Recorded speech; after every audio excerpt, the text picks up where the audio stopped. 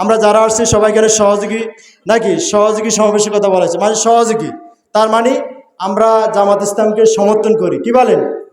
এটা না সহযোগী মানে কি? যারা জামাত ইসলাম মানে আল্লাহর জমিনে আল্লাহর আইন সৎলোকের শাসন প্রতিষ্ঠিত হোক এটা চাই, এক্ষেত্রে আমিও চাই নাকি? এদেরকে বলা হয় সহযোগী। আর যারা একটু এগিয়ে 5টা কাজ করেন তাদেরকে বলা হয় কর্মী। তাহলে বলেন সহযোগীর দাম বেশি না কর্মীর দাম বেশি? যে কোনো দল আছে না, দলে দেখবেন যারা এমনি দলকে ভালোবাসে তাদের দাম বেশি না যে নেতার পিছনে সব সময় রাইতে দিনে 24 ঘন্টা সময় দেয় তার দাম বেশি? কার দাম বেশি? কি বলেন? কার দাম বেশি? কর্মীর দাম বেশি। কি ঠিক আছে না? আল্লাহ রাসূল সাল্লাল্লাহু আলাইহি ওয়াসাল্লাম যখন মক্কাতে তার রেসালাতের দায়িত্ব পালন করেন, নবুয়ত লাভ করলেন, তখন তিনি এমন একটি সমাজ ব্যবস্থাতে তার এই আন্দোলনের কাজ শুরু করলেন যে সমাজের মানুষ কি মদ খাইত, জিনা ব্যবচার করত, চুরি করত, কন্যা সন্তানদেরকে জীবন্ত হত্যা করত। কি বলেন?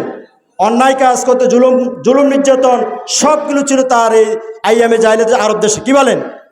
সেই বর্বর দেশে বর্বরিত সমাজ ব্যবস্থাকে পরিবর্তন করার জন্য আল্লাহ রাব্বুল আলামিনে সেই একদল লোকদেরকে বাছাই করেছেন যারা আল্লাহ রাসূলকে দ্বীন কায়েমের জন্য কি করছেন? সাহায্য করছেন। তাদের মধ্যে প্রথম কাতার হলো হযরত আবু বকর, হযরত ওমর, হযরত ওসমান, হযরত আলী, হযরত তালহা, হযরত জুবাইর, হযরত আব্দুর রহমান ইবনে আওফ আর অসংখ্য সাহাবী যারা আল্লাহ রাসূলকে জান মাল দিয়ে দ্বীন কায়েমের জন্য সাহায্য করেছে। কি বলেন? এরা তো আল্লাহর কাছে আযামু দারাজাতান ইনদাল্লাহি, এদের সম্মান মর্যাদা আল্লাহর কাছে কম না বেশি?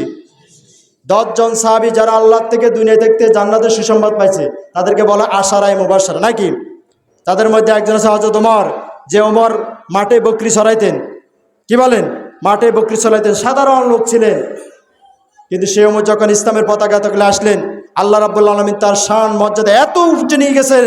আল্লাহ রাসূল বললেন যদি আমার পরে যদি আল্লাহ রাব্বুল আলামিন যদি এই পৃথিবীতে নবী পাঠানোর সিদ্ধান্ত নিতেন তাহলে ওমরকে পাঠাতেন। কি বলেন? তাহলে ওমরের শান মর্যাদা ইসলামী আন্দোলনের পথে আসার পরে বাড়ছে না কমছে? এবার আমরা কোন দিকে যাইতে চান? কি আমরা তো চিন্তা করি সুযোগ যেখানে আছে, যেদিকে মোটামুটি একটু সুযোগ সুবিধা পাওয়া যায় এদিকে যুগ বুঝি কোপ দেবো না লাভ দেবো। কি ঠিক আছে না? কত কাল আর দিবেন? দিতে দিতে হায়াত 50, 60, 70 বছর শেষ গেছে না? গেছেনি? এইভাবে আর আমরা লাভ না দিই। আমাদের দুনিয়ার জীবনে আল্লাহ হায়াত দিছে আল্লাহর জমিনে আল্লাহর দ্বীনে কাজ করার জন্য। কি